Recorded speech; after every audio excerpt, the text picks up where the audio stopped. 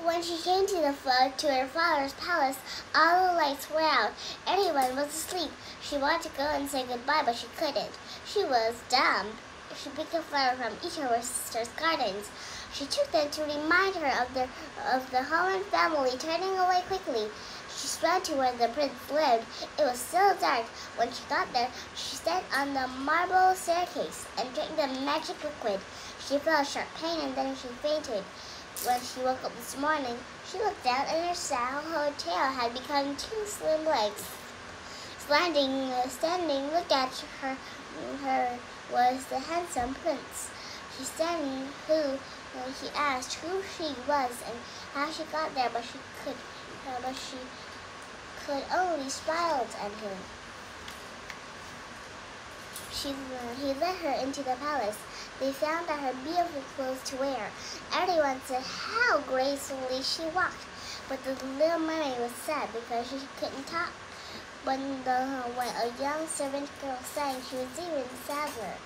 She knew she had a voice far sweeter than that. But when the servant girls danced, she joined in. She danced better than any of them. She was so light and graceful. Everyone stopped to watch her. The prince especially was chatted. He said she must always stay with him. She slept in a nearby room.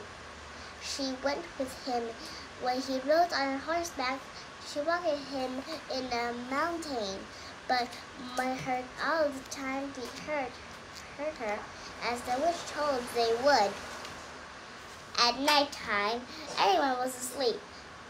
She crept out of the palace. She went down the steps to bathe her feet in the sea. She looked down into the water and remembered her family far below. One evening, her sisters come to the steps and waved them. She told how sad she had made them. Every morning they came to see her. Once they brought her grandmother, another time they brought for her father. They all stretched out their arms to her, but they never spoke. The prince grew very fond of the little mermaid. He thought that she was beautiful, but he did not ask her to be his wife. One day he said to her, "You remind me of a girl I saw once. My ship was wrecked in a storm. When I woke up, a girl had helped me to the shore. She saved my life. I shall never forget her, but she's the only person I could love. I'm so happy that you remind me of her." Little mermaid was very sad. He doesn't know that I saved him and I took him to the shore. He thinks one of the girls from the convent. He thinks they did not marry and that he will not meet her again. Now one day the little mermaid heard that the prince was going on a journey. He is going to see a princess in another country. "My parents hope I'll marry her," said the prince. "But she cannot look at the girl who saved me. I'll love her and remind me of her. If I had to marry someone else, I'd rather marry you." This made the little mermaid very sad, but she could not say nothing. She could not tell the prince the truth. She had given away her voice. They traveled on a ship to another country. Each night, when everyone was asleep, her sisters swam up to see her. She waved and smiled to them, but she could not then tell them that she was happy with her prince. Next day, they arrived at the city.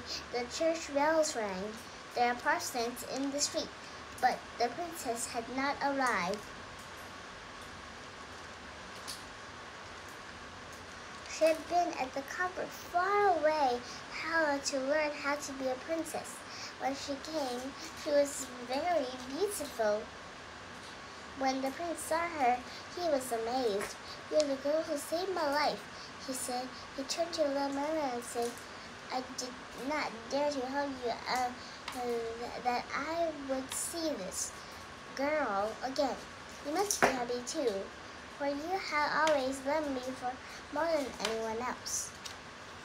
The little mermaid thought her heart would break. She knew that the day the princess got married, she would die, but she had to pretend to be happy. Out of the preparations for the wedding went on at the wedding. She walked behind the princess and carried her train. That night, they all went to the board of the ship. There was a special tent in the middle of the deck for the prince and princess. It had soft beds and lovely silk curtains. When it was dark, all of the colored lamps were lit. Everyone danced. It looked just like a party the mermaid had seen so long ago. When everyone had gone to bed, the little mermaid leaned on the ship's rail. She looked at the sky. When the sun rose, she knew that she would die. Suddenly her sisters appeared. They looked at very pale and blonde, and their long hair gone. "We gave her hair to the witch to use the magic," they said. "She had given this sharp knife. If you use it to kill a prince, he'll become a mermaid again. Hurry, before the sun rises." The little mermaid took the knife. She went to the tent where the princess was asleep. She looked down at him, but she could not kill him. Instead, she took the knife and threw it it fell into the sea, and the waves blazed with color when she landed. She took one last look at the prince. Then she threw herself into the sea. Slowly she turned to a foam. As the sun rose, she felt its warmth, and she heard sweet voices, and she could see strange lights in the sky. She felt being herself lifted, and soon she was in the sky with lights all around her. "Why are you talking to me?" she asked. "To join the daughters in the air," they said. "Mermaids do not have souls. Neither do the daughters in the air, but we can earn our souls by the good deeds we do. We send cool breeze to hot countries to refresh the children. We spread the scent of flowers for everyone to enjoy. We try to help everyone who suffers. If you help us, in 300 years, you may have a soul."